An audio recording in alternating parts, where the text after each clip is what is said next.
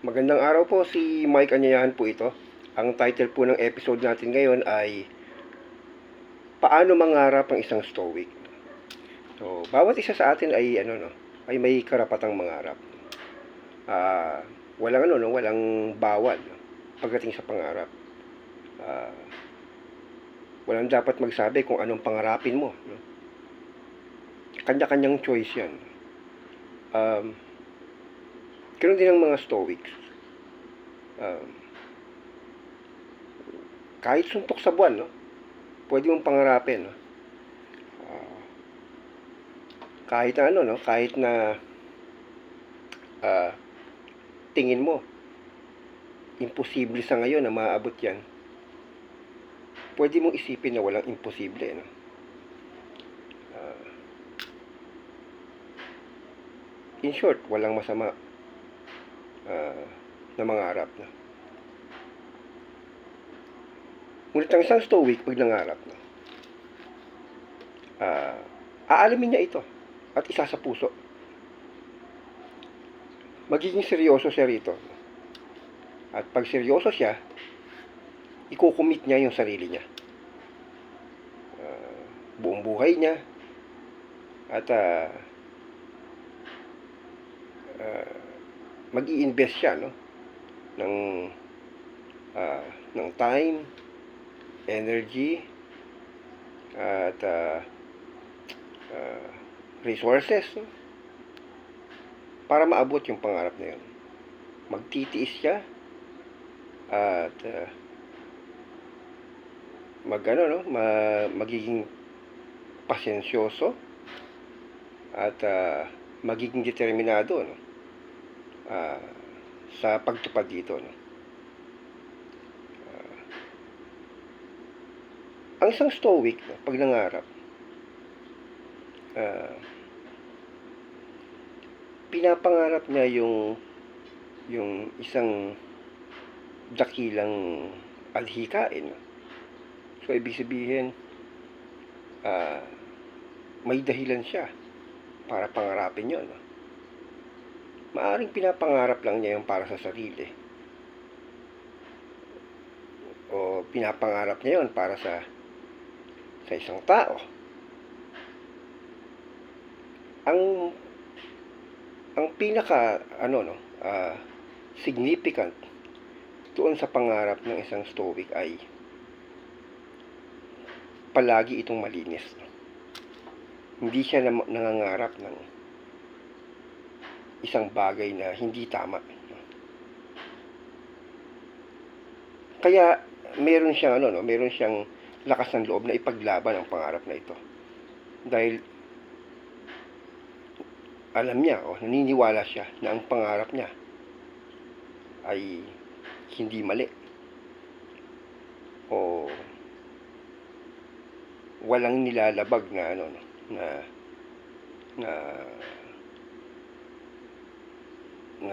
katwiran o hustisya, no?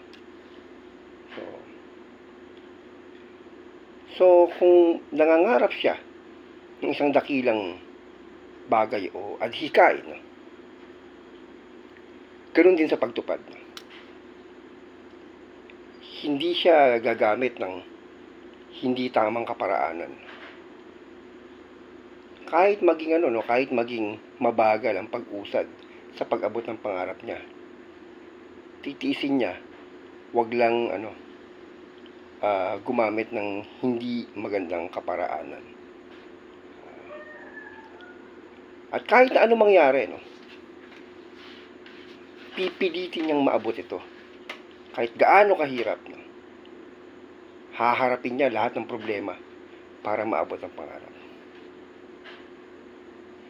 However, sa proseso ng pag-abot ng pangarap, ang isang stoic ay hindi rin naman stupido.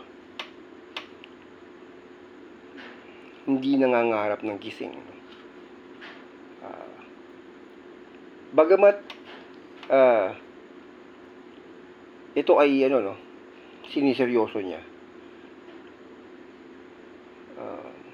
pag nangarap siya, isang beses lang niya or minsan lang niya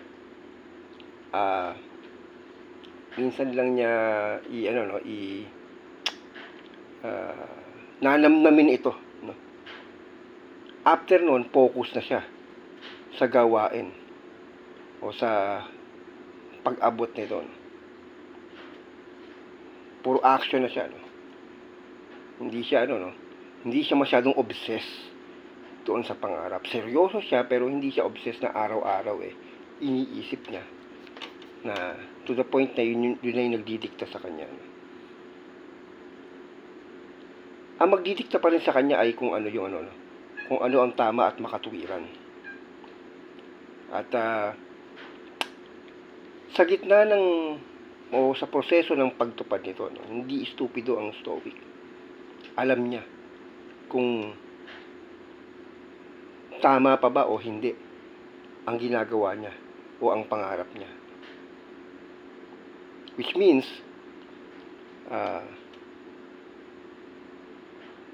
posible pa ba? Or feasible pa ba? Or realistic pa ba yung pinapangarap niya? Or nakakaperwisyo na ba? Nakakaperwisyo na ba sa iba? O nagdudulot na ba ito ng hindi magandang mga bagay-bagay? Sisiguraduhin niya muna kung ito ay nasa tama pa rin. Pero alam niya kung ito ay wala na sa tama. Kaya ang Stoic, no, pag nangarap, hindi ito yung ginagawa ng Diyos. Para sa kanya, no, ang mananaig pa rin ay kung ano yung tama at makatuwiran at husto. Kaya gaano man kaseryoso o dedikado ang isang Stoic sa kanyang pangarap, handa niya itong isakripisyo.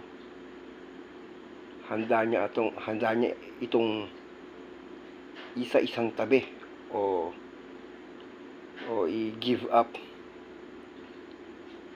Especially kung kailangan niyang piliin kung anong tama. At ang Stoic, pipiliin pa rin kung anong tama above all. Kung anong makatuwiran. Ano ang hustisya.